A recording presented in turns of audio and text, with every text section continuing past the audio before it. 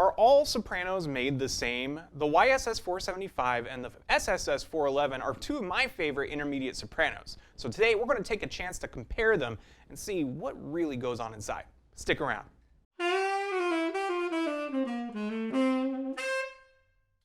Howdy everybody, my name is Andrew King. We are here at Alamo Music. Don't forget to visit us at alamomusic.com where I have both of these fantastic sopranos up for sale, financing, and for rent.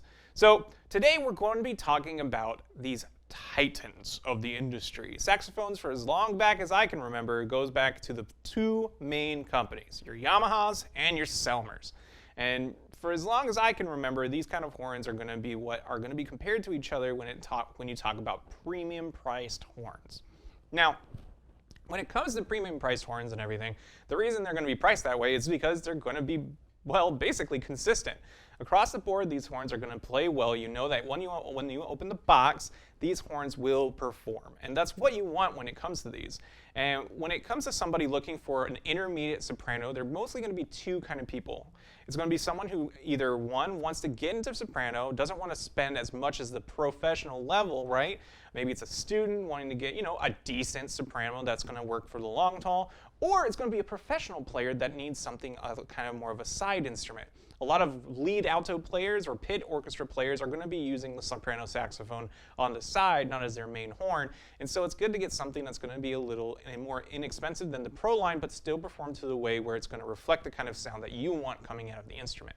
And both of these instruments do that perfectly.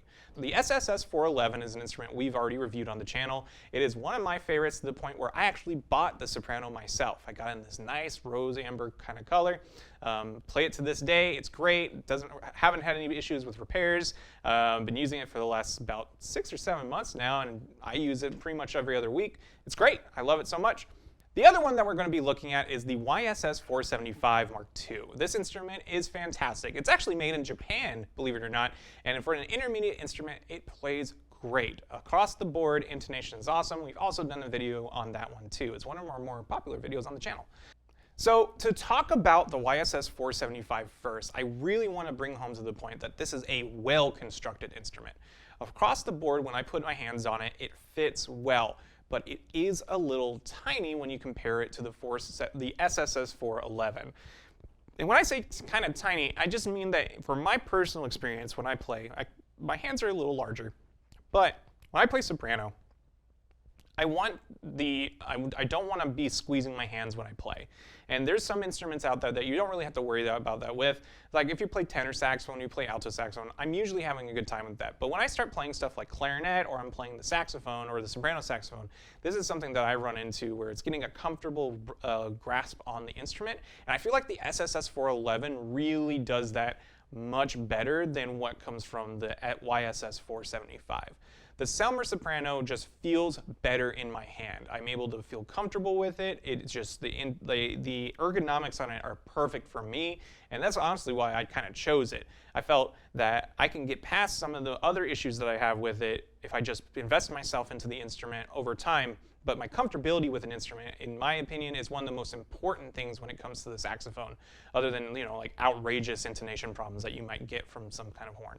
But with that being said, the SSS411 did have one issue that I had in the long run, and that is figuring out my intonation on the top end. With the YSS475, it is like butter, and I have to akin that to the fact that it's made at home in a Japanese factory. The instrument is just, the quality control on that horn is fantastic. I had to get the SSS411 a little more fixed up out of the box, and that did help in the long run for my top end sound, especially on the low end sound. But when I played the 411, that was an issue I was having, where I was getting the instrument to speak clearly on the top end while being in tune.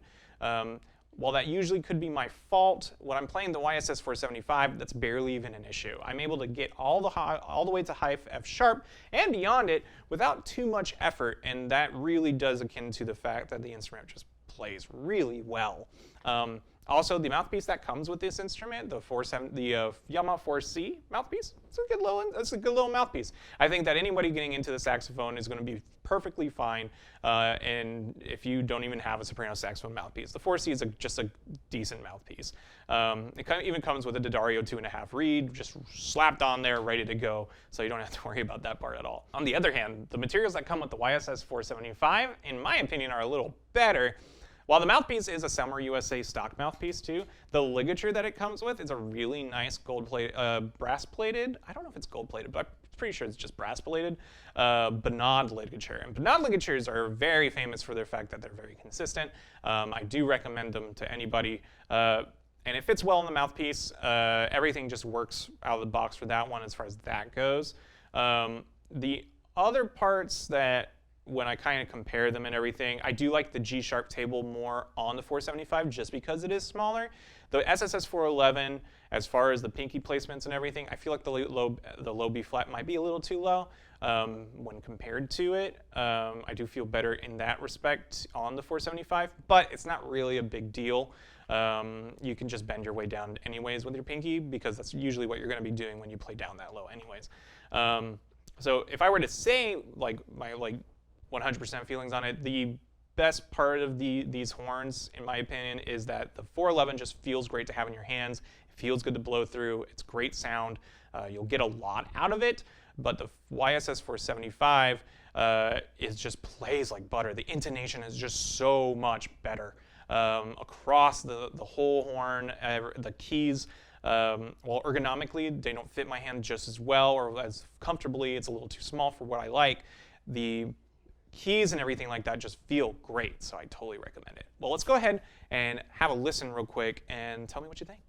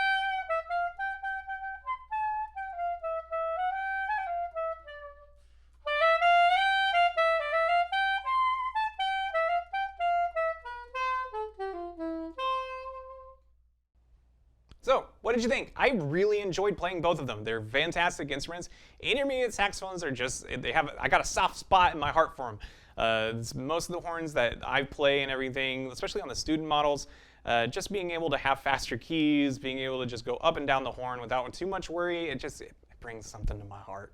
And as far as the playability of both of these instruments, fantastic. I just like the 411s feel in my hands better. Again, that's something that's super important to me when I play, and you can kind of work out issues after that, but there's nothing astronomically wrong with the 411 whatsoever. These Selmer USA horns, they play great. They're good instruments, especially if you can kind of work out some of the little kind of intonation kinks on the top end, you'd be set to go. Now, as far as that goes, though, the YSS475, fantastic instrument for the price. The YSS411 is going to be a little cheaper. The Yamaha is just going to be a decent horn. I mean, you're not going to have any problems. And I think that little extra cost to admission really warrants that price increase, especially for a Yamaha in that case. So anywhere you can get one, I recommend just going in and trying either of these instruments out or just this 475 in general. I think they're both fantastic instruments. But as far as like an instrument you can just pull out of the box, bring it to a gig, be ready to go, I recommend the 475 in that one. Well, hey, thank you guys so much for watching. I really appreciate it. Don't forget to get into the comments and tell me which of these two you prefer, and maybe tell me what was your first soprano. We just did a video on the P Marriott last week, so I definitely recommend checking that one out. And yeah, well, hey, thank you so much for watching, and have a wonderful day.